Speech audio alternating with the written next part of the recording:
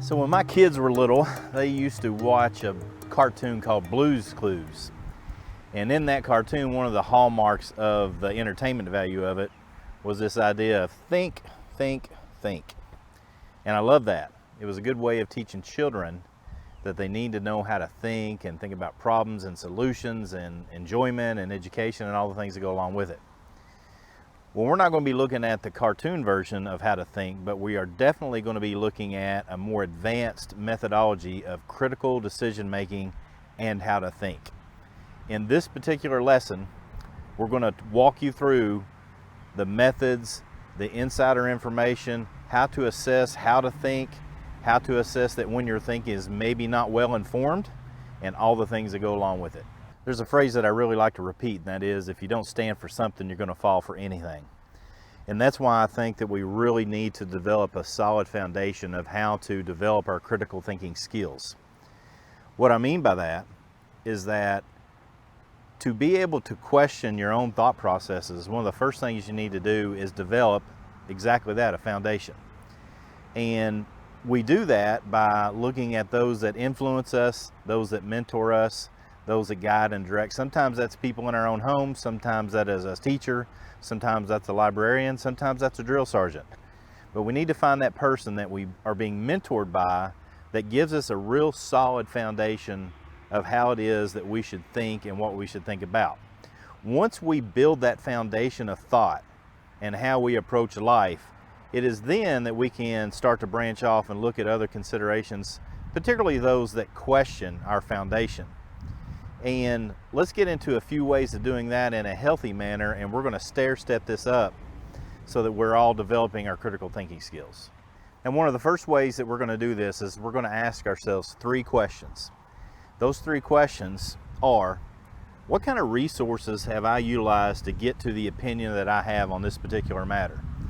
It could be religious in nature, it could be science, it could be art, it could be whether pineapple should be on pizza or not. But what sort of resources have I utilized to get to that informed opinion?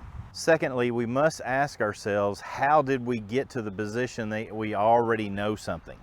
And that's where those mentors or teachers or parents or pastors are the ones that tell us how we should feel and think on certain subjects. It may be that when we grow up and we get more informed or educated or do more research, we even change our opinions on those things. But originally what we need to do is understand that our sources for information, sometimes that comes in textbooks, sometimes that comes in religious books, sometimes that comes in mentoring and education from somebody that oversees us, helps us and helps us grow. But at some point in time, we need to know what those are. A perfect example is, do we have a certain opinion on let's go back to this pizza analogy. Pineapple should be on pizza. You might have that opinion because, well, your parents loved pineapple on pizza, and when it comes down to it, you probably don't like it. It's okay. It's okay. It's worth your shot. But we know, hey, I like pineapple on pizza, or I don't like pineapple on pizza because my mom made me eat it all the time and I didn't actually like it. And so understanding those 2 aspects of this consideration is important. The last of the 3 is this, is what kind of things have we overlooked? And this is where we start to get into areas where it may be a subject matter that's more sensitive. You know, religion comes up as an often topic. Do we look at other religious texts to try to understand and fundamentally develop what it is that we think? At some point in time, we should all question the things that we believe in, and we should look at the resources that we've been given and then look to other sources as well to verify that what we believe is what we believe. So it's worth our effort to look at these overlooked resources, things that we may have not considered, and move on from there. The next thing, and again, as I'm recording this, we're right in the middle of the riots of 2020. We are maybe on the other side. We might still be right in the middle of the pandemic of 2020. And I think anybody that's lived through that has the ability to consider and think, realizes that news media sources are biased. So it is my recommendation, and worthy of your consideration, to look at the news sources that you are getting your information from as far as news as it relates to things maybe on a local level, on a worldwide level, and look at different viewpoints and different news sources. If you have a conservative news source over here, then look at a liberal news source over here. See where those two news sources come and meet in the middle. That's probably the more accurate description. It's a foregone conclusion that news media try to paint a picture to push forward a narrative. All of them do. And so it's worth our effort to try to read the news rather than just watch it. Because at this point, news that we watch on TV is entertainment as much as it is anything else. In reading, you can start to develop your own cognitive thought process on what it is that you're reading, critically think about it without the entertainment value trying to push your mind a certain direction. Now, the next part of this is what's referred to typically as biases. We all have them. You have them, I have them. We all have biases within our own mindset, within our own culture, within our own society, within our own families on how we think. I don't think there's anything wrong with those. What we do need to recognize is that we have them. As I mentioned in one of the previous videos, I talked about normalcy bias as it relates to safety and survival. One of the things that we need to be able to do is understand that we want to normalize situations that sometimes are not normal. I used the previous example of a woman getting up in a restaurant, choking, going to a bathroom. I hope that makes sense. We have cognitive bias, what are referred to as cognitive biases.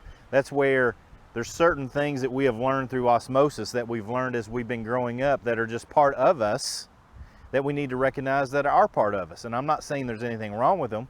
I'm just saying that we need to recognize those things so that when we look at a situation, we're looking through them recognizing, hey, I have this particular bias and it might push me to think of a situation like this.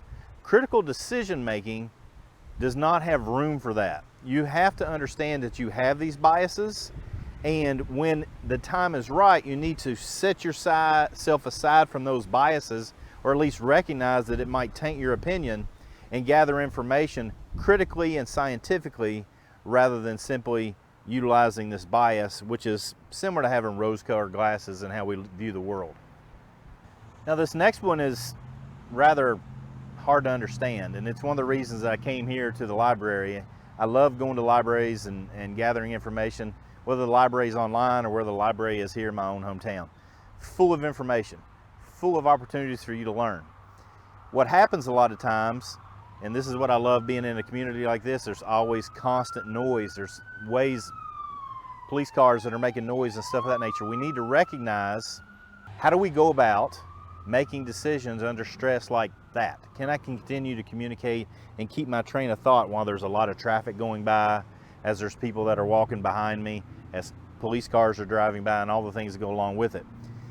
One of the things that happens is this: be okay with your own thoughts. Again, this might be something that comes further down the road, whether that is further down the road you're a young person, you need to develop these things, or you've been so ingrained in your behavior even as an adult and you haven't been given permission to think for yourself. I'm giving you that permission. I'm allowing you to be confident in your own thoughts. That doesn't mean that you get overconfident in your own thoughts. Huge difference. It's a lot like I talked about in self-defense of confidence versus cockiness.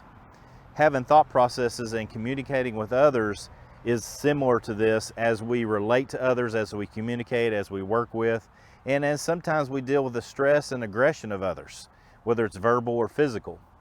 We need to be confident in what it is that we consider. And the way you do that is you study, you learn, you continue to grow. And that growing and that studying and that developing yourself never stops. The most successful people in the world, and success is an interesting thing to consider. I'm not talking about financial success, although this happens with people with huge financial success. One of the things that sets successful people apart, those with financial success, those that have success developing and mentoring others, is they all read and study a lot. They're constantly in a growth pattern till the day they die. And so by the time you continue to read and study and grow in your own mind, one of the things that you will do is you will develop confidence in your own thoughts and not constantly rely upon others. Now, everything that I've related to you as it relates to critical decision-making skills up to this point has had a whole lot of what I, again, have referred to as soft skills. Let's look at some more hard skills as it's related to critical decision-making. One of the best ways that you can become someone who makes good critical decisions is to be a good listener. Here are some things that are physical demonstrations that you're listening to someone else that's giving you information. This is why this is important. If you are exhibiting these behaviors, then the person that you're communicating to will feel more comfortable and give you more information. When you get more information, what happens is you make better critical decisions. So here's some indicators, and I'll demonstrate both the good and the bad side of it. What if I'm talking to you and I'm looking around like this? That's one thing, right? I'm not giving you my full attention. By me looking directly at you and giving you my full attention, then that helps you if you want to communicate back to me. And when you start talking, it's easy. I'm as guilty of this as anybody, of wanting to try to push my own thoughts across. But one of the best things that we can do is that when somebody starts communicating to us, we simply stop, we look at them in the eye, and we listen. And while we're listening, we'll do things like we nod and we look at them. And again, I have difficulty with this too. Oftentimes, we need to just put this thing aside and look at somebody and communicate with them. Here's another physical indicator for you. If we're talking and I'm kind of facing over here but looking at you, then I'm not giving you my full attention. Typically, as far as physical markers are concerned, where my toes are pointing is where my attention is being given. So if my body is literally facing this direction, unless I'm forced to because of a car or something like that, if my body is facing this direction but I'm turned this direction, talking to you in this manner, I'm not giving you my full attention. What I need to do is square up, look you in the eye, and nod, and listen. These are some of those interpersonal skills that are very obvious to measure. Look at yourself, and as you start thinking about these things, and like we did in the last video where we talked about proxemics and biometrics and kinesics and all the things that go along with it. Again, get the download copy of the version of this course as well, because it's incredibly valuable. All those things that are discussed there. Those things can tell you when people are listening to you versus when they're not. So what did I say at the beginning? Think, think, think. Libraries are a good place to develop your thought processes. Go to the library, get books, get on the internet, research. If you have internet at home, get on the internet at home. If you got books at home, get on the books at home, study, research, develop confidence, and then have the ability to communicate effectively. And here's the most important thing out of the last part of what I shared with you, is be a good listener. When you're a good listener, you get good information. Without it, you can't make good decisions. So be a good listener, and you'll be able to do critical decision making, both slow and steady and on the fly. Come on, join in. Let's learn together.